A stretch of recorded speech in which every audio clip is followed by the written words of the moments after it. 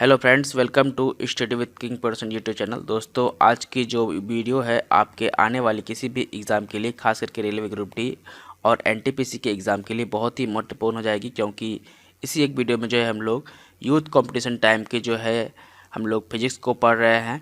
और ये जो है पार्ट 2 है इस सीरीज़ का। इससे पहले हम लोगों ने जो है पार्ट 1 पढ़ लिया था, जिसमें हम लोगों ने पढ़ा था सिर्फ क्या पढ़ा था, यूनिट को। और आज के इस वीडियो में जो है हम लोग पढ़ने वाले हैं मेजरमेंट एंड मेजरिंग इंस्ट्रूमेंट को। तो आपका पहला पार्ट कंप्लीट हो जाएगा इस वीडियो के माध्यम से। तो चलिए गाइस, शुरू कर लेते हैं। शुरू करने से पहले आपको बता दूं, अगर आप लोग चैनल पर पहली बार आए हैं तो चैनल को सब्सक्राइब करके बेल आइकन को जरूर प्रेस करें, ताकि आपको हर एक वीडियो का नोटिफिकेशन जो सबसे पहले टाइम टू टाइम मिलता रहे। जैसे मैं वीडियो अपलोड करूँ वैसे आपको उस वीडियो का नोटिफिकेशन मिल जाए। और हाँ दोस्तों, जो आपका PDF है इस बुक का, यानी कि साइंस का, मैथ का, ठीक है, और रीजनिंग का, ये तीनों बुक का, यानी कि जितने भी बुक है कंपटीशन के लिए यूथ का, जो मेरे पास था मैंने वहाँ पर अपलोड कर दिया टेलीग्राम चैनल पर। आप लोग वहाँ से जाकर डाउनलोड कर लीजिए। तो आप लोग क्या कीजिए, PDF को जो है आप लोग वो टेलीग्राम चैनल से डाउनलोड कर लीजिए। और टेलीग्राम चैनल का नाम है @king PDF, ठीक है। वहाँ से जाकर के आप पूरे PDF को डाउनलोड कर लीजिए, साइंस का, मैथ का और रीजनिंग का। साइंस, मैथ और रीजनिंग, ये तीनों का PDF मैंने वहाँ पर टेलीग्राम चैनल पर दे दिया है। तो आप वहाँ से जाकर के डाउनलोड कर लीजिए PDF को, ताकि आपको जो है रिवीजन करने में आसानी हो। और मैथ और रीजनिंग भी जो है आप लोग वहाँ पर देख देख के बनाते रहिए, ताकि आपको एग्ज़ाम में एक भी प्रश्न ना छूटे कहीं से भी। तो चलिए गाइस, शुरू कर लेते हैं इस वीडियो को ज़्यादा टाइम नहीं वेस्ट करके। तो चलिए गाइस, शुरू करते हैं। और इसमें जो है हम लोग ये फिजिक्स का पार्ट 2 है, जिसमें हम लोग मापन को पढ़ेंगे, ठीक है, मेजरमेंट को पढ़ने वाले हैं। तो पहला प्रश्न है मेजरमेंट से, एक एटमॉस्फेरिक इक्वल टू कितना होता है? तो एक एटमॉस्फेरिक इक्वल टू होता है 1.01 इंटू 10⁵ पास्कल के, ठीक है। ऑप्शन नंबर ए यहाँ पे हट जाएगा। देखिए यहाँ पर व्याख्या कर रहा है, पृथ्वी की एक निश्चित इकाई या क्षेत्रफल पर वायुमंडल यानी कि एटमॉस्फेयर के सभी परतों द्वारा पड़ने वाला दबाव ही वायुमंडलीय दबाव यानी कि एटमॉस्फेरिक प्रेशर कहलाता है। वायुमंडलीय दबाव को बैरोमीटर से मापते हैं हम लोग। किससे मापते हैं? बैरोमीटर से। और इसकी इकाई जो है बार या पास्कल होती है। एक एटमॉस्फेरिक इक्वल होता है 1.01 इंटू 10⁵ पास्कल के बराबर होता है। नेक्स्ट है, देखिए, एक हॉर्स पावर किसके बराबर होती है? तो एक हॉर्स पावर जो है 746 वाट के बराबर होता है। ऑप्शन नंबर सी यहाँ पे हट जाएगा। तो यहाँ पर व्याख्या देखिए, एक अशक्ति यानी कि 1 HP इक्वल टू कितना होता है? 746 वाट के बराबर होता है। और मशीनों की शक्ति को अशक्ति कहते हैं, याद रखिएगा। जो भी मशीन होते हैं उसके शक्ति को क्या कहते हैं? अशक्ति कहते हैं, ठीक है। और बड़ी मशीनों की शक्ति को क्या कहते हैं? किलोवाट कहते हैं, ये भी याद रखिएगा। नेक्स्ट है, एक डायोप्टर जो है किसके बराबर होता है? तो एक डायोप्टर जो है पर मीटर के बराबर होता है, यानी कि 1/मीटर के बराबर होता है। ऐसे से ले सकते हैं, ठीक है। नेक्स्ट है, देखिए, 1 मीटर किसके बराबर होता है? तो 1 मीटर जो है यह 10⁶ माइक्रोन के बराबर होता है। 1 मीटर जो है किसके बराबर होता है? तो 1 मीटर 10⁶ माइक्रोन के बराबर होता है, याद रखिएगा। तो यहाँ पर कुछ यूनिट्स दिया हुआ है, जैसे देखिए 1 मीटर इक्वल टू हम कह सकते हैं क्या? 10⁶ माइक्रोन, या हम लोग 1 मीटर इक्वल टू हम लिख सकते हैं 10³ मिलीमीटर के बराबर होता है ये। और 1 मीटर इक्वल टू कितना लिख सकते हैं हम लोग? 3.2 फीट के बराबर भी होता है। और 1 मीटर इक्वल टू जो है हम लोग क्या बोल सकते हैं? 10⁻³ किलोमीटर बोल सकते हैं। और 1 मीटर इक्वल टू ही होता है 10⁹ नैनोमीटर के बराबर भी होता है। और 1 मीटर इक्वल टू कर सकते हैं हम लोग 10⁻12 यानी कि पिकोमीटर, ठीक है। और 1 मीटर इक्वल टू हम लोग क्या कर सकते हैं? 10⁻15 फेम्टोमीटर के भी बराबर होता है। तो ये था 1 मीटर का जो है एग्जाम्पल, ठीक है। तो यहाँ से डायरेक्ट क्वेश्चन आपका बन सकता है कि 1 मीटर इक्वल टू क्या ले सकते हैं, ठीक है। तो ये सभी आपको माइंड में रखना है, ठीक है। नेक्स्ट है, प्रदीप्ति यानी कि इल्यूमिनेशन की माप जो है निम्न में से किसका उपयोग की जाती है? तो इल्यूमिनेशन यानी कि प्रदीप्ति में जो है हम लोग लक्स मीटर का माप किया जाता है। ऑप्शन नंबर सी यहाँ बैठ जाएगा। तो प्रदीप्ति की माप जो है हम लोग लक्स मीटर के द्वारा करते हैं। लक्स एक जो है व्युत्पन्न इकाई है। क्या है? व्युत्पन्न इकाई है, जो ल्यूमेन पर आधारित होती है। और ल्यूमेन कैंडेला से व्युत्पन्न इकाई है। और ल्यूमेन कैंडेला जो है 1 लक्स के बराबर होता है, याद रखिएगा। और 1 ल्यूमेन प्रति वर्ग मीटर, जहाँ पर 4 पाई जो है ल्यूमेन एक कैंडला प्रकाशीय तीव्रता के प्रकाश का स्रोत का पूर्ण प्रकाशीय बहाव है, यानी कि 1 lux equal to 1 lumen per metre square होता है, याद रखिएगा। नेक्स्ट है देखिए 1 किलोवाट घंटा, यानी कि किलोवाट घंटा से जो है हम लोग क्या मापते हैं, तो व्यवहारिक इलेक्ट्रिसिटी को मापते हैं। जैसे हम लोग के घर में लगा हुआ है इलेक्ट्रिसिटी, तो इस इलेक्ट्रिसिटी को कैसे मापते हैं, किलोवाट घंटा में ही मापते हैं। और 1 किलोवाट घंटा में जो है कितना जूल होता है ये पूछ रहा है, तो 3.6 × 10⁶ जूल होता है, ठीक है। याद रहेगा कि 1 किलोवाट घंटा इक्वल टू क्या ले सकते हैं हम लोग, 1 किलोवाट इंटू 1 घंटा ले सकते हैं। और 1 किलोवाट को ही हम लोग जो है 1000 वाट लिखा गया है, और 1 घंटा को 60 मिनट लिखा गया है, ठीक है। और 1000 वाट जो है 1000 को 1000 रख दिया गया, और वाट को जो है हम लोग क्या ले सकते हैं, जूल पर सेकेंड ले सकते हैं, जो कि पावर की इकाई होती है। शक्ति का इकाई होता है वर्क बाय टाइम, ठीक है। वर्क बाय टाइम होता है शक्ति का इकाई, जिसे हम लोग कह सकते हैं वर्क बाय टाइम, यानी कि वर्क को हम लोग कह सकते हैं जूल और टाइम को कह सकते हैं सेकेंड, ठीक है। तो जूल पर सेकेंड जो है वाट होता है, ठीक है। तो वाट इक्वल टू क्या ले सकते हैं हम लोग, जूल पर सेकेंड, और 1000 को 1000 छोड़ दिया गया यूं ही, और 60 मिनट को हम लोग लिख सकते हैं 3600 सेकेंड, ठीक है। 60 × 60 सेकेंड लिख सकते हैं हम लोग 60 मीटर को, यानी कि 60 मिनट को लिख सकते हैं 60 × 60 सेकेंड। उसके बाद 1000 को छोड़ दिया गया, इसी तरह 3600 यहाँ पर तो था ही, तो 3600 लिख दिया गया, और सेकेंड से सेकेंड को काट दिया गया यहाँ पर, ठीक है। तो बच गया क्या, जूल। यहाँ पर बच गया कितना, देखिए 2 जीरो यहाँ पर और यहाँ पर 3 जीरो, यानी कि 36 × 10⁵ जूल बच गया, ठीक है। 10⁵ जूल बच गया, ये वाला बच गया।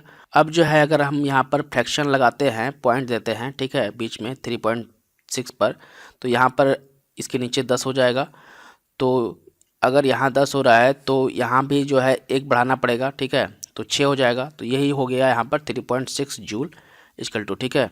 याद रहेगा कैसे इसका कन्वर्सन हुआ। पावर का इकाई क्या होता है, वर्क बाय टाइम होता है, और वर्क बाय टाइम को लिखते हैं जूल पर सेकेंड, और जूल पर सेकेंड ही इक्वल टू वाट होता है। तो वाट इक्वल टू क्या लिख सकते हैं हम लोग, जूल पर सेकेंड लिख सकते हैं, और मिनट को लिख सकते हैं 3600 सेकेंड के बराबर, और सेकेंड से सेकेंड काट देंगे फिर, तो क्या हो जाएगा 36 × 10⁵ जूल हो जाएगा, बच जाएगा यहाँ पर, यानी कि 3600 जूल, यानी कि 36 पे 5 को 0 जूल हो गया। और इसी को जो है हम लोग अगर पॉइंट अगर यहाँ बढ़ाएंगे तो यहाँ भी मुझे 6 बढ़ाना पड़ेगा, ठीक है। नेक्स्ट है 1 किलोवाट इक्वल टू कितना होता है, तो 1 किलोवाट इक्वल टू बता सकते हैं अब आप, 1000 जूल पर सेकेंड होता है। ऑप्शन नंबर ए यहाँ पे बैठ जाएगा। तो यहाँ पर व्याख्या कर रहा है कार्य करने की दर को हम लोग क्या कहते हैं, शक्ति कहते हैं, और कार्य करने की क्षमता को क्या कहते हैं, ऊर्जा कहते हैं, ये भी याद रखिएगा। और इसका SI मात्रक जो है कार्य का क्या होता है, वाट होता है, जिसे वैज्ञानिक जेम्स वाट के सम्मान में इसके नाम पर रखा गया था, वाट, ठीक है। शक्ति इक्वल टू होता है कार्य बाय समय, जिसे हम लोग लिख सकते हैं जूल बाय सेकेंड, ठीक है, यानी कि जूल पर सेकेंड लिख सकते हैं। और 1 किलोवाट का मान जो है 1000 जूल पर सेकेंड होता है, ये याद रखिए। नेक्स्ट है 1 किलोवाट इक्वल टू किसके शक्ति के बराबर होगा, तो 1 किलोवाट में जो है कितना शक्ति होगा ये बताना है। तो 1 किलोवाट में जो है आपको 1000 वाट के बराबर होगा। ऑप्शन नंबर डी यहाँ पे बैठ जाएगा। नेक्स्ट है देखिए 5.5 किलोवाट घंटा इक्वल टू कितना होगा, तो 1 किलोवाट घंटा इक्वल टू कितना होता है, 3.6 × 10⁶ जूल के बराबर होता है। और इसको 5.5 से गुना कर दीजिए तो कितना आ जाएगा, 19.8 × 10⁶ जूल के बराबर हो जाएगा। तो कहाँ पर ऑप्शन है, तो ऑप्शन नंबर डी है। तो ऑप्शन नंबर डी इसका राइट आंसर हो जाएगा, ठीक है। समझ में आया कैसे कर इसको बनाएंगे। तो 1 किलोवाट घंटा याद रखिएगा खाली 3.6 × 10⁶ जूल, ठीक है। और इसी को जो है 5.5 से गुना करना है, तो जो है आपका आंसर आ जाएगा ये वाला। सेम प्रश्न है देखिए, नेक्स्ट है देखिए सेम प्रकार का प्रश्न है 5.6 किलोवाट घंटा इक्वल टू वाट। तो इसमें भी वही करेंगे। 1 किलोवाट घंटा इक्वल टू कितना होता है, 3.6 × 10⁶ जूल होता है, ठीक है। 1 यूनिट इक्वल टू होता है, यानी कि 1 किलोवाट या 1 यूनिट बोल सकते हैं, ठीक है। इक्वल टू क्या होगा, 3.6 × 10⁶ जूल के बराबर होगा। और इसको जो है 5.6 से गुना कर देंगे तो कितना आ जाएगा, 20.16 × 10⁶ जूल के बराबर हो जाएगा। ऑप्शन नंबर ए यहाँ पे बैठ जाएगा। नेक्स्ट है देखिए 1 न्यूटन इक्वल टू कितना होता है, तो 1 न्यूटन इक्वल होता है 1 किलो इंटू 1 मीटर पर सेकेंड, ठीक है। 1 मीटर पर सेकेंड स्क्वायर होता है। ऑप्शन नंबर बी यहाँ बैठ जाएगा।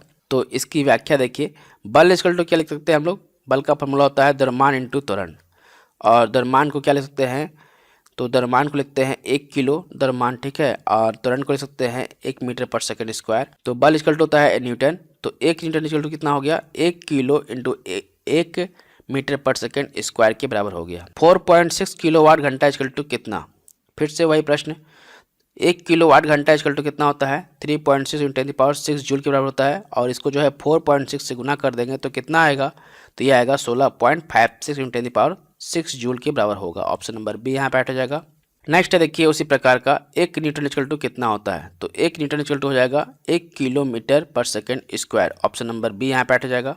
तो यहाँ पर व्याख्या कर रहा है 1 न्यूटन वह बल है जो 1 किलोग्राम द्रव्यमान के पिंड में 1 मीटर पर सेकंड स्क्वायर का त्वरण उत्पन्न करता है, उसी को जो है 1 न्यूटन बल कहते हैं।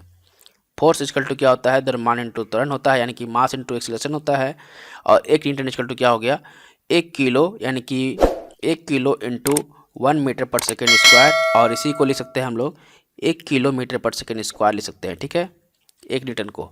नेक्स्ट है देखिए 2 किलोवाट इक्वल टू कितना होगा, तो 1 किलोवाट इक्वल टू कितना होता है, 3.6 × 10⁻6 जूल के बराबर होता है, तो 2 से गुना कर देना है उसको डायरेक्ट, ठीक है, तो 2 से गुना करेंगे तो कितना आएगा, 7.2 × 10⁻6 जूल के बराबर आएगा। तो कहाँ पर है ऑप्शन, तो ऑप्शन नंबर डी में है, तो ऑप्शन नंबर डी यहाँ बैठ जाएगा। तो नेक्स्ट है देखिए 4.2 किलोवाट घंटा इक्वल टू कितना होगा, तो 1 किलोवाट घंटा इक्वल टू कितना होता है, 3.6 × 10⁻6 जूल के बराबर होता है। 1 किलोवाट घंटा इक्वल टू कितना होता है, 3.6 × 10⁻6 जूल होता है, ठीक है।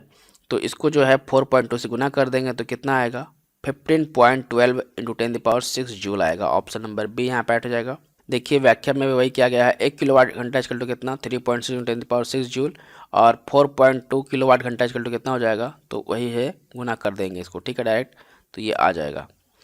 नेक्स्ट है देखिए प्रकाश वर्ष द्वारा किसे मापा जाता है, तो प्रकाश वर्ष के द्वारा जो है हम लोग दूरी को मापते हैं। ऑप्शन नंबर बी यहाँ पे हट जाएगा। तो यहाँ पर व्याख्या कर रहा है प्रकाश वर्ष के द्वारा जो है हम लोग दूरी को मापते हैं। प्रकाश वर्ष जो है वह दूरी है जो प्रकाश में 1 वर्ष में तय किया जाता है, यानी कि जो प्रकाश में जो है 1 वर्ष में तय किया गया दूरी को ही प्रकाश वर्ष कहते हैं। और एक प्रकाश वर्ष इक्वल टू कितना होता है, 9.46 × 10⁻12 किलोमीटर, या 9.46 × 10⁻15 मीटर के बराबर होता है एक प्रकाश वर्ष बराबर, ठीक है, याद रखिएगा। मीटर में पूछ देगा तो यहाँ पर 15 मीटर हो जाएगा, और किलोमीटर में पूछेगा तो 12 किलोमीटर, ठीक है। नेक्स्ट है देखिए 1 नैनोमीटर इक्वल टू कितना होता है, तो 1 नैनोमीटर इक्वल टू कितना होगा, 1/10⁹ मीटर के बराबर होगा, ठीक है। यहाँ पर थोड़ा सा गलती दिया हुआ है, देखिए अगर बटा में रहता है तो 9 रहेगा, और अगर डायरेक्ट लिखेंगे तो कैसे लिखेंगे, ऐसे लिखेंगे, ठीक है, 10⁻−9 मीटर, ठीक है। तो ऐसा होना चाहिए था यहाँ पर, तो ये थोड़ा सा गड़बड़ करके लिख दिया गया है आंसर, ठीक है, तो ऐसे नहीं होगा, तो यहाँ पर ऐसे होना चाहिए ये वाला चीज़, ठीक है, माइनस नहीं होना चाहिए, यहाँ पर प्लस होना चाहिए था, ठीक है। तो 1 नैनोमीटर इक्वल टू कितना होता है, 10⁻−9 मीटर के बराबर होता है, याद रखिएगा। तो नेक्स्ट है देखिए 1 कूलाम पर सेकेंड जो है किसके बराबर होता है, तो 1 कूलाम पर सेकेंड जो है यह 1 एम्पेयर के बराबर होता है। ऑप्शन नंबर बी यहाँ पर हट जाएगा। देखिए यहाँ पर कह रहा है व्याख्या, आवेश प्रवाह की दर को धारा कहते हैं। तो आवेश जिसमें प्रवाह करेगा उसे क्या करेंगे, उसकी दर को क्या कहेंगे, धारा कहेंगे। किसी परिपथ में 1 कूलाम आवेश की 1 सेकेंड तक प्रवाहित करने पर 1 एम्पेयर धारा प्रवाहित होती है। एम्पेयर जो है विद्युत धारा का ऐसा ही मात्रक है, और विद्युत धारा जो है इक्वल टू क्या होता है, आवेश बाय समय, यानी कि अगर समय जिसके अंत में रहे, ठीक है, आवेश के नीचे है समय, तो आवेश के नीचे अगर समय है तो क्या हो गया, आवेश का ये दर है, ठीक है। अगर किसी के नीचे भी समय रहेगा, यानी कि अगर आदमी के नीचे समय रहेगा तो ये आदमी का दर हो गया, ठीक है, याद रखिएगा। समय जिसके नीचे लग जाएगा वो क्या हो जाएगा, उसका दर लिखाएगा, यानी कि विद्युत धारा का दर क्या हो गया। तो यहाँ पर वही कहा गया है, यहाँ पर शुरू में वही कहा गया, आवेश प्रवाह की दर को धारा कहते हैं, यानी कि आवेश बाय समय इक्वल टू क्या कहते हैं, धारा कहते हैं। यहाँ भी वही है, विद्युत धारा को इक्वल टू क्या हो गया, आवेश बाय समय, ठीक है, याद रहेगा। 1 एम्पेयर इक्वल टू 1 कूलाम पर सेकेंड होता है, ठीक है। नेक्स्ट है 1 पिकोमीटर इक्वल टू कितना होता है, तो 1 पिकोमीटर इक्वल होता है 10⁻−12 मीटर के। ऑप्शन नंबर सी यहाँ पे हट जाएगा। तो 1 पिकोमीटर इक्वल टू कितना हो गया, 10⁻12 मीटर के बराबर होता है। नेक्स्ट है देखिए 1 जूल इक्वल टू कितना होता है, तो 1 जूल इक्वल टू होता है 1 न्यूटन मीटर, यानी कि 1 न्यूटन इंटू 1 मीटर के बराबर होता है। ऑप्शन नंबर ए यहाँ पे हट जाएगा। यहाँ पर व्याख्या कर रहा है 1 न्यूटन बल द्वारा किसी वस्तु पर बल की दिशा में 1 न्यूटन मीटर की विस्थापन हो तो किया गया कार्य क्या कहलाएगा, 1 जूल कहलाता है। तो 1 जूल इक्वल टू कितना हो गया, 1 न्यूटन मीटर। ठीक है, नेक्स्ट है एक विशेष घर में 5 दिनों में 100 इकाइयों की खपत की गई बिजली यदि ऊर्जा को जूल में परिवर्तित किया जाए तो यह कितनी होगी। तो 5 दिनों में जो है 100 यूनिट बिजली खपत हुआ। ठीक है, तो 1 यूनिट इक्वल टू कितना होता है, 3.6 × 10⁶ जूल के बराबर होता है। ठीक है, याद रखिएगा। और 100 जूल खत्म हुआ ना, तो 100 जूल इक्वल टू कितना हो जाएगा, तो 100 जूल इक्वल टू क्या हो जाएगा, 100 से गुना कर देंगे डायरेक्ट, तो क्या हो जाएगा 3.6 × 10⁸ जूल के बराबर हो जाएगा। ठीक है, ऑप्शन नंबर डी यहाँ पे ऐड हो जाएगा। ठीक है, ऑप्शन नंबर डी यहाँ पे ऐड हो जाएगा।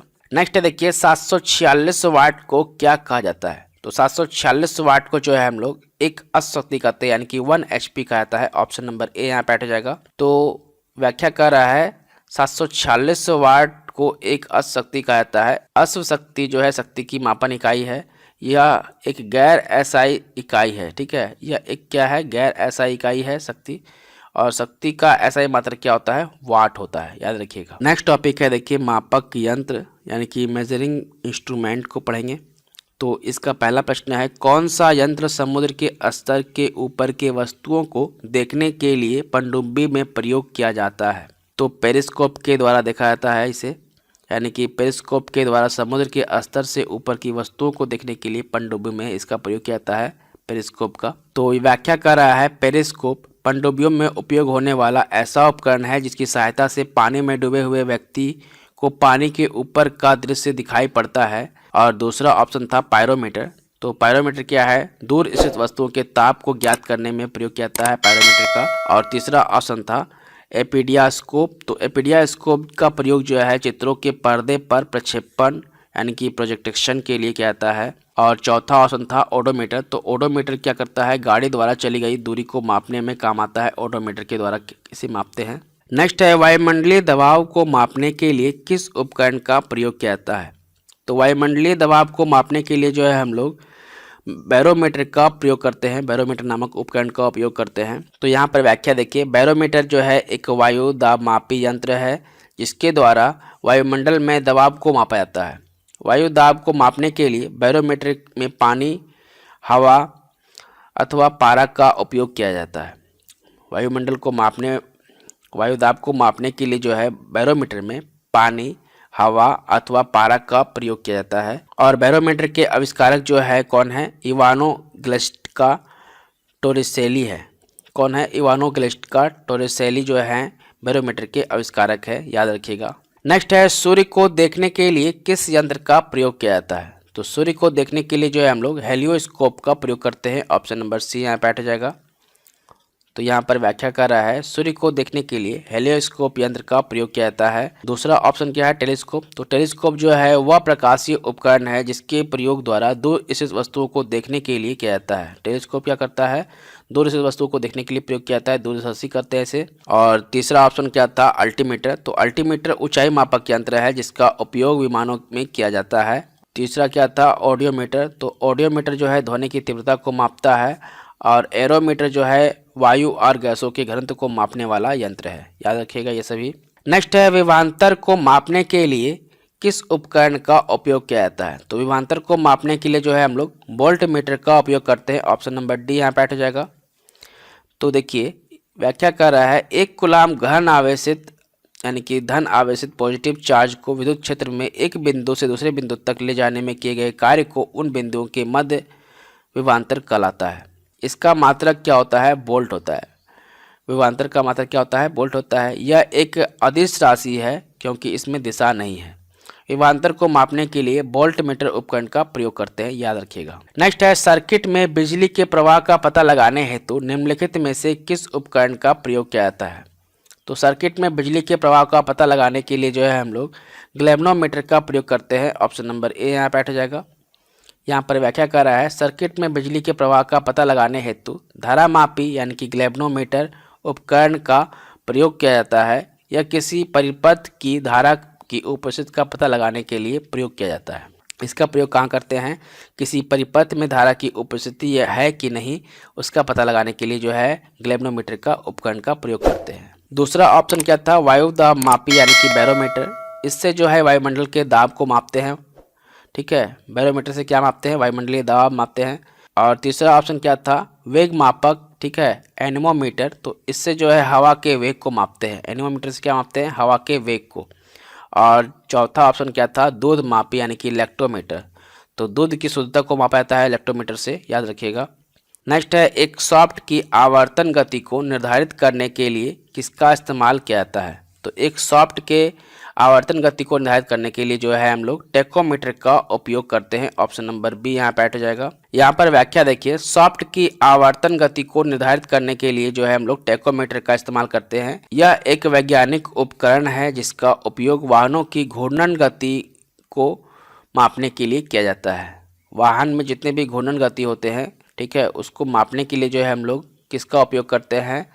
तो हम लोग टेकोमीटर का उपयोग करते हैं। तो स्पीडोमीटर क्या है? तो स्पीडोमीटर मोटर गाड़ियों की गति को मापने में यंत्र जो लगता है उसी को कहते हैं। मोटर गाड़ियों की गति को मापने वाला यंत्र है स्पीडोमीटर। एनीमोमीटर जो है क्या है? पवन के वेग को मापते हैं इसे एनीमोमीटर से। और क्रोनोमीटर जो है क्या करते हैं? जलयान में सही समय का पता लगाने के लिए हम लोग क्रोनोमीटर का उपयोग करते हैं। नेक्स्ट है विभव मापी यानी कि पोटेंशियोमीटर। मूलतः जो है क्या है? तो विभव मापी जो है यह एक मापन उपकरण है। ऑप्शन नंबर ए यहाँ पे हो जाएगा। तो व्याख्या कर रहा है, विभव मापी एक मापन उपयंत्र है। यह न केवल विभवांतर मापने में उपयोगी होता है बल्कि इसकी सहायता से अज्ञात प्रतिरोध और विद्युत धारा की भी माप किया जा सकता है। और इसके अतिरिक्त जो है सूचक उपयंत्रों का अनुशोधन करने के लिए यह बहुत उपयोग में लाया जाता है विभव मापी का। ठीक है, नेक्स्ट देखिए, इनमें से किस उपकरण से विद्युत धारा मापा जाता है? तो अमीटर से जो है हम लोग विद्युत धारा को मापते हैं। ऑप्शन नंबर बी यहाँ पे हो जाएगा। तो व्याख्या कर रहा है, अमीटर अमीटर या एमीटर जो है किसी परिपथ की किसी शाखा में बहने वाले विद्युत धारा को मापने वाला यंत्र है। बहुत कम मात्रा वाली धाराओं को मापने के लिए मिली अमीटर या माइक्रो अमीटर का प्रयोग करते हैं, याद रखिएगा। नेक्स्ट है देखिए, अमीटर जो है क्या है? अमीटर के द्वारा परिपथ में श्रेणी में संयोजित किया जाता है। यह निम्न विद्युत प्रतिरोध को मापने के लिए काम आता है। कम विद्युत खींचता है यानी कि उपरोक्त सभी। ऑप्शन नंबर डी यहाँ पे हो जाएगा। अमीटर क्या है? ये सभी इसकी अथी है, अमीटर के द्वारा ही ये सभी किया जाता है। तो व्याख्या देखिए, अमीटर एक धारा मापक यंत्र है जो परिपथ की श्रेणी में संयोजित किया जाता है। अमीटर धारा का मापन एम्पेयर में करता है। एक आदर्श अमीटर का आंतरिक प्रतिरोध शून्य होता है, अर्थात आदर्श वोल्ट मीटर का आंतरिक प्रतिरोध अनंत होता है। ठीक है, एक आदर्श वोल्ट मीटर का आंतरिक प्रतिरोध क्या होता है? अनंत होता है। यदि अमीटर को परिपथ के पार्श्व यानी कि वर्टिकल लगाते हैं तो वह जल जाएगा। क्या हो जाएगा? अमीटर को अगर परिपथ के वर्टिकल लगा दें, परिपथ में अगर वर्टिकल लगा तो वो क्या करेगा? जला देगा। नेक्स्ट है, किसको मापने के लिए जो है स्टेग्लोमीटर का उपयोग किया जाता है? स्टेग्लोमोनोमीटर का उपयोग किया जाता है किसको मापने के लिए? तो पृष्ठ तनाव को मापने के लिए जो है स्टेग्लोमीटर का उपयोग करते हैं। ऑप्शन नंबर बी यहाँ पे हो जाएगा। तो देखिए, व्याख्या कर रहा है, स्टेग्लोमीटर का उपयोग तरल की दी गई मात्रा में बूंदों की सही संख्या का निर्धारित करने के सतह का तनाव मापने में किया जाता है। यानी कि दिए गए आयतन में कम सतह तनाव वाला प्रत्येक बूंद छोटा और अधिक बूंद होता है। ठीक है, नेक्स्ट है, ओडोमीटर एक ऐसा उपकरण है जिसकी उपयोग गाड़ियों में किसको मापने के लिए करते हैं? तो ओडोमीटर जो है एक ऐसा उपकरण है जिसका उपयोग जो है हम लोग गाड़ियों में दूरी मापने में करते हैं। ऑप्शन नंबर बी यहाँ पे हो जाएगा। तो व्याख्या कर रहा है, ओडोमीटर एक ऐसा उपकरण है जिसका उपयोग गाड़ियों की दूरी मापने के लिए किया जाता है। गति मापने के लिए स्पीडोमीटर यंत्र का उपयोग किया जाता है, जबकि कंपास दिशा सूचक का यंत्र है। नेक्स्ट है, निम्नलिखित में कौन सा प्रवाही मापक उपकरण एक क्षेत्र मीटर यानी कि एरिया मीटर है? तो एक एरिया मीटर जो है क्या कहलाता है? पिटॉट ट्यूब कहलाता है। ऑप्शन नंबर सी यहाँ बैठ जाएगा। तो पिटॉट नाली द्वारा खुली चैन में द्रव की प्रवाह की गति को मापने में प्रयोग किया जाता है पिटॉट नाली का। दूसरा ऑप्शन है वेंचुरी मीटर। तो वेंचुरी मीटर से किसी पाइप में बहते हुए द्रव के किसी भी बिंदु पर द्रव की मात्रा की दर यानी कि विसर्जन को मापा जाता है। रोटामीटर से जो है विसर्जन को मापते हैं। रोटामीटर से क्या मापते हैं? विसर्जन को मापा जाता है। और तप्त तार अनिमोमीटर का प्रयोग जो है वायु या गैसों के वेग को मापने में क्या आता है, ये भी याद रखिएगा। नेक्स्ट है टेकोमीटर से क्या मापा जाता है, तो टेकोमीटर से जो है गति पालक चक्र, ठीक है, यानी कि फ्लाई व्हील के गुणात्मक चाल को मापते हैं। तो टेकोमीटर से हम लोग मापते हैं गति पालक चक्र होता है ये, यानी कि फ्लाई व्हील की गुणात्मक चाल को मापते हैं। व्याख्या कर रहा है टेकोमीटर के द्वारा मशीन या मशीन के गति पालक यानी कि घूमने वाले चक्र के गुणात्मक चाल ज्ञात करते हैं। इसी मीटर के प्रयोग से गति पालक चक्र की प्रति मिनट घूमने की गति यानी कि आरपीएम को मापा जाता है। कितने आरपीएम के द्वारा वो घूम रहा है उसे जो है इसी मीटर के द्वारा यानी कि टेकोमीटर के द्वारा ही हम लोग मापते हैं।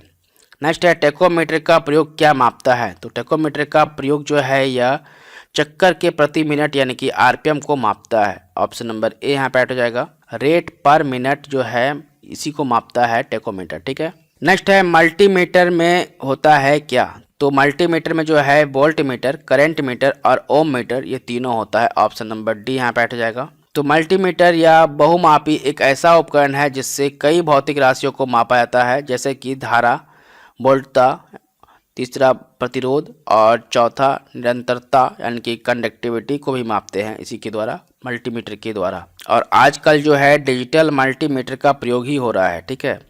तो मल्टीमीटर मतलब नाम से ही मालूम चल रहा है ये सभी काम में आएगा, मतलब मल्टी काम के लिए है।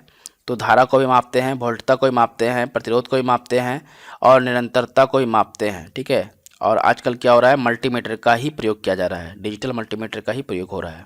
नेक्स्ट है रिक्टर पैमाने के बारे में निम्नलिखित में से क्या गलत है, तो रिक्टर पैमाना 8 या 9 की तीव्रता का अर्थ जो है हल्का भूकंप है, ये गलत कथन है, ठीक है। तो व्याख्या करता है रिक्टर पैमाने में 8 या 9 की तीव्रता यानी कि उच्च भूकंप की श्रेणी में रखी जाती है। रिक्टर पैमाने का विकास जो है 1935 के दशक में किया गया था और 1970 के बाद जो है भूकंप की तीव्रता से मापने के लिए रिक्टर पैमाने के स्थान पर आघूर्ण परिणाम पैमाना यानी कि मोमेंटम मैग्नीट्यूड स्केल यानी कि एमएमएस का प्रयोग किया जाने लगा। रिक्टर पैमाने का पूरा नाम जो है रिक्टर परिणाम भाषा परीक्षण पैमाना है। क्या है, रिक्टर पैमाने का पूरा नाम क्या है, रिक्टर परिणाम परीक्षण पैमाना है। नेक्स्ट है तरल पदार्थ के घनत्व को मापने के लिए किसका प्रयोग किया जाता है, तो तरल पदार्थ के घनत्व को मापने के लिए जो है हम लोग हाइड्रोमीटर का प्रयोग करते हैं। ऑप्शन नंबर बी यहाँ पे हट जाएगा। व्याख्या करता है हाइड्रोमीटर के द्वारा द्रव के अपेक्षित घनत्व को ज्ञात करते हैं। और दूसरा ऑप्शन क्या था, आर्द्रता मापी यानी कि हाइग्रोमीटर। तो हाइग्रोमीटर की सहायता से जो है वायुमंडल में व्याप्त आर्द्रता को मापा जाता है। और फैदोमीटर के द्वारा जो है हम लोग फैदोमीटर यंत्र के द्वारा समुद्र की गहराई को मापते हैं। और हिप्सोमीटर के द्वारा जो है हम लोग क्या मापते हैं, समुद्र के तल की ऊंचाई को ज्ञात करने में इसे हिप्सोमीटर का प्रयोग किया जाता है। नेक्स्ट है पानी के अंदर की वस्तु को पता लगाने के लिए किस यंत्र का उपयोग किया जाता है, तो पानी के अंदर की वस्तुओं का पता लगाने के लिए जो है हम लोग सोनार यंत्र का प्रयोग करते हैं। ऑप्शन नंबर सी यहाँ पे हट जाएगा। देखिए व्याख्या कर रहा है सोनार, इसका उपयोग पानी के अंदर की वस्तुओं का पता लगाने के लिए किया जाता है। यह जो है साउंड नेविगेशन एंड रेंजिंग इसका संक्षिप्त रूप है। सोनार का संक्षिप्त रूप क्या है, साउंड नेविगेशन एंड रेंजिंग। इसमें यानी कि सोनार में अल्ट्रासोनिक वेव जनरेट होता है जो पानी के अंदर भेजता है, ठीक है। अल्ट्रासोनिक वेव जनरेट करके ये पानी के अंदर भेजता है जो कि वस्तु को टकराकर परावर्तित होते हैं और जनरेटर के द्वारा रिसीव होता है, ये रिसीवर रिसीव कर लिया जाता है जिससे पानी के अंदर वस्तु की स्थिति का पता चलता है, ठीक है। दूसरा ऑप्शन क्या था, लेज़र। इसकी खोज अमेरिकी वैज्ञानिक जो है टी.एस. मेनन ने 1960 में किया था लेज़र का आविष्कार। और यह जो है light amplification by simulated emission of radiation का संक्षिप्त रूप है। लेज़र का पूर्ण रूप क्या है, light amplification by simulated emission of radiation, इसका संक्षिप्त रूप है लेज़र का। लेज़र का उपयोग शल्य चिकित्सा, धातुओं को जोड़ने व काटने में, युद्ध में दुश्मनों के हथियार नष्ट करने में किया जाता है। लेज़र का उपयोग क्या करता है, युद्ध में दुश्मनों के हथियार को नष्ट करने में, धातुओं को धातुओं से काटने या जोड़ने में, ठीक है। और शल्य चिकित्सा में भी इसका लेज़र का उपयोग करते हैं। तीसरा ऑप्शन क्या था, रडार। तो रडार जो है यह रेडियो डिटेक्शन एंड रेंजिंग जो है इसका संक्षिप्त रूप है रडार का। और यह प्रतिध्वनि के सिद्धांत पर कार्य करता है। इसकी सहायता से वायुयान की दिशा व ऊंचाई का ज्ञात किया जाता है। और चौथा ऑप्शन क्या था, स्क्यूबा। तो स्क्यूबा का उपयोग गोताखोरों द्वारा पानी के अंदर सांस लेने के लिए किया जाता है। यह जो है self contained under water breathing apparatus जो है इसका संक्षिप्त रूप। नेक्स्ट है जहाज़ों में क्या मापने के लिए इको लोकेशन का उपयोग किया जाता है। तो जहाज़ों में जो है हम लोग पानी की गहराई को मापने में इको लोकेशन का उपयोग करते हैं। तो यहाँ पर देखिए व्याख्या कर रहा है, जहाज़ों में इको लोकेशन का उपयोग पानी की गहराई मापने के लिए किया जाता है। सोनार का पूर्ण रूप होता है साउंड नेविगेशन एंड डेंसिंग के सिद्धांत पर काम करता है, यानी किसी के समान होता है इको लोकेशन। ठीक है, इको लोकेशन जो है सोनार के सिद्धांत के समान ही होता है। नेक्स्ट है दूध के घनत्व को निर्धारित करने के लिए कौन सा उपकरण उपयोगित है। तो दूध के घनत्व को निर्धारित करने के लिए जो है लैक्टोमीटर जो है यंत्र यह उपयोगी है। ऑप्शन नंबर बी यहाँ बैठ जाएगा। तो देखिए हाइड्रोमीटर जो है क्या मापता है द्रव के अपेक्षित घनत्व को, लैक्टोमीटर क्या मापता है दूध की शुद्धता या घनत्व को, बैरोमीटर क्या मापता है वायुमंडलीय दाब को, और थर्मोमीटर क्या मापता है तापमान को मापता है। ये सभी जो है आपको याद रखना है क्योंकि ये फ्रिक्वेंटली एग्जाम में पूछा जाता है और ये जो है ऑप्शन में भी दिया हुआ है सब। ठीक है, नेक्स्ट है ऑटोमोबाइल में यात्रा की दूरी को मापने के लिए निम्न में से किस उपकरण का उपयोग किया जाता है। तो ऑटोमोबाइल में यात्रा की दूरी को मापने के लिए जो है हम लोग ये ओडोमीटर का उपयोग करते हैं। ऑप्शन नंबर बी यहाँ बैठ जाएगा। तो ओडोमीटर क्या करता है वाहनों द्वारा चली गई दूरी को मापता है। टेकोमीटर क्या करता है वायुयान की गति को मापता है। और स्पीडोमीटर क्या करता है वाहनों की गति को मापता है। नेक्स्ट है किसी वोल्टमीटर का उपयोग जो है किसको मापने के लिए किया जाता है। तो वोल्टमीटर का उपयोग जो है हम लोग विभवांतर को मापने में करते हैं क्योंकि विभवांतर की इकाई क्या होती है वोल्ट होती है और इसको मापते हैं किससे वोल्टमीटर से ही मापते हैं। तो किसी विद्युत परिपथ में किन्हीं दो बिंदुओं के बीच विभवांतर को मापने में यंत्र जो है उपयोग किया जाता है वोल्टमीटर को ही, जिसे वोल्टमीटर कहते हैं। और इसका आविष्कार जो है 1819 में हैंस ऑस्टेड वैज्ञानिक के द्वारा किया गया था। नेक्स्ट है देखिए ग्लैब्नोमीटर का उपयोग किस को मापने के लिए किया जाता है। तो ग्लैब्नोमीटर का उपयोग जो है धारा की दिशा का पता लगाने के लिए किया जाता है। ऑप्शन नंबर डी यहाँ बैठ जाएगा। तो ग्लैब्नोमीटर जो है किसी परिपथ में विद्युत धारा की दिशा को पता करता है। धारा मापी में शंट का प्रयोग कर इसे अमीटर की तरह प्रयोग किया जाता है। ठीक है, ग्लैब्नोमीटर का उपयोग क्या करता है ग्लैब्नोमीटर धारा की दिशा का पता लगाने में इसका उपयोग किया जाता है ग्लैब्नोमीटर का। नेक्स्ट है किस उपकरण के द्वारा जिसका उपयोग मोटर गाड़ियों की दूरी को मापने में किया जाता है उसे क्या कहते हैं। तो मोटर गाड़ी के दूरी को मापने के लिए जो है हम लोग ओडोमीटर का उपयोग करते हैं। ऑप्शन नंबर बी यहाँ बैठ जाएगा। स्पीडोमीटर का प्रयोग जो है वाहनों की गति को मापने के लिए में करते हैं और ओडोमीटर जो है वाहनों की दूरी को मापने के लिए किया जाता है। वाहन में जो दूरी मापते हैं कैसे मापते हैं ओडोमीटर के द्वारा, और वाहनों की गति को मापेंगे कैसे स्पीडोमीटर के द्वारा। कंफ्यूज मत होइएगा। तीसरा क्या था टेकोमीटर। तो टेकोमीटर के द्वारा जो है वायुयान या मीटर नाव की गति को मापने में किया जाता है। और चौथा था इलेक्ट्रोमीटर। तो इलेक्ट्रोमीटर जो है त्वरण को मापने में उपयोग किया जाता है। इलेक्ट्रोमीटर जो है किसमें मापते हैं इलेक्ट्रोमीटर त्वरण मापने की इकाई है। नेक्स्ट है वाहन की गति जानने में मदद करता है कौन। तो वाहन की गति को जानने में मदद करता है स्पीडोमीटर, अभी पढ़ा है हम लोगों ने। ऑप्शन नंबर ए यहाँ बैठ जाएगा। और इसका व्याख्या देखिए वाहन की गति जानने के लिए स्पीडोमीटर यंत्र का उपयोग किया जाता है। इस प्रकार वोल्टमीटर यंत्र जो है परिपथ में दो बिंदुओं के बीच विभवांतर को मापता है और लैक्टोमीटर जो है क्या मापता है दूध के अपेक्षित घनत्व या गाढ़ापन को मापता है। याद रखिएगा ये तीनों ऑप्शन को बताया गया है इसमें। नेक्स्ट है देखिए इको लोकेशन एक प्रकार का क्या है। तो इको लोकेशन जो है या सोनार की तरह काम करता है। ऑप्शन नंबर डी यहाँ बैठ जाएगा। तो व्याख्या देखिए सोनार इको लोकेशन का एक प्रकार है। सोनार का उपयोग पानी में डूबी हुई वस्तुओं का पता लगाने के लिए किया जाता है।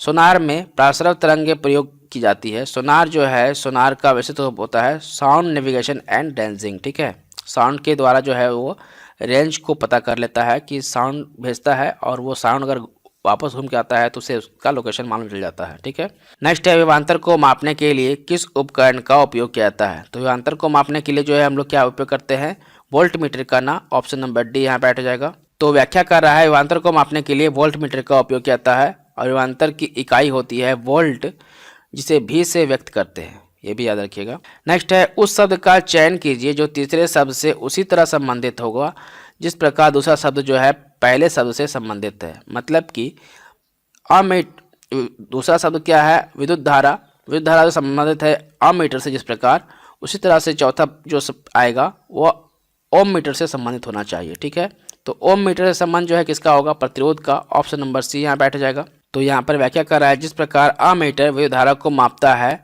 मापी जाती है, अमीटर से विद्युत धारा को मापते हैं, उसी प्रकार ओम मीटर से जो है प्रतिरोध को मापते हैं। ठीक है, नेक्स्ट देखिए, किसका प्रयोग हवा की शक्ति और वेग को मापने के लिए किया जाता है। तो एनीमोमीटर का उपयोग जो है हवा की शक्ति और वेग को मापने में किया जाता है। ऑप्शन नंबर डी यहाँ बैठ जाएगा। जिस उपकरण से पृथ्वी के तल पर हवा की शक्ति और वेग को मापा जाता है, उस पवन वेग मापी को जो है एनीमोमीटर कहते हैं। नेक्स्ट है, मोटर गाड़ी का ओडोमीटर क्या मापता है। तो मोटर गाड़ी का ओडोमीटर क्या मापता है, तो ओडोमीटर जो है दूरी मापता है। ऑप्शन नंबर बी यहाँ बैठ जाएगा। तो ओडोमीटर जो है क्या करता है, वाहनों के पहियों द्वारा तय की गई दूरी को मापने वाला यंत्र है। दूसरा क्या है, पायरोमीटर। तो पायरोमीटर जो है उच्च ताप मापने वाला यंत्र है। ठीक है, डायनमो। तो डायनमो जो है यांत्रिक ऊर्जा को विद्युत ऊर्जा में बदलने वाला यंत्र है। चौथा है क्या, देखिए इलेक्ट्रिक मोटर। तो इलेक्ट्रिक मोटर क्या करता है, विद्युत ऊर्जा को यांत्रिक ऊर्जा में बदलने वाला उपकरण है। ऑडियोमीटर जो है क्या है, ऑडियोमीटर ध्वनि की तीव्रता को मापने वाला यंत्र है। और कार्डियोग्राम, तो कार्डियोग्राम जो है मनुष्य की हृदय गति का अभिलेखन करने वाला उपकरण है। तो कार्डियोग्राम के द्वारा क्या करता है, हृदय गति को मापा जाता है। ठीक है, ये सभी उपकरण को याद रखिएगा। तो इस प्रकार जो है हम लोग मात्रक, मापन और मापन यंत्र, ठीक है, पहले पार्ट में हम लोगों ने पढ़ा था यूनिट, दूसरे पार्ट में मतलब आज के पार्ट में जो है हम लोग मेजरमेंट एंड मेजरिंग इंस्ट्रूमेंट पढ़ लिया, यानी कि पहला चैप्टर कंप्लीट हो गया हम लोग का। ठीक है, अब नेक्स्ट हम लोग पढ़ने वाले हैं क्या, अब नेक्स्ट चैप्टर हम लोग पढ़ने वाले हैं यांत्रिकी। ठीक है, तो आज के लिए इतना ही, थैंक यू।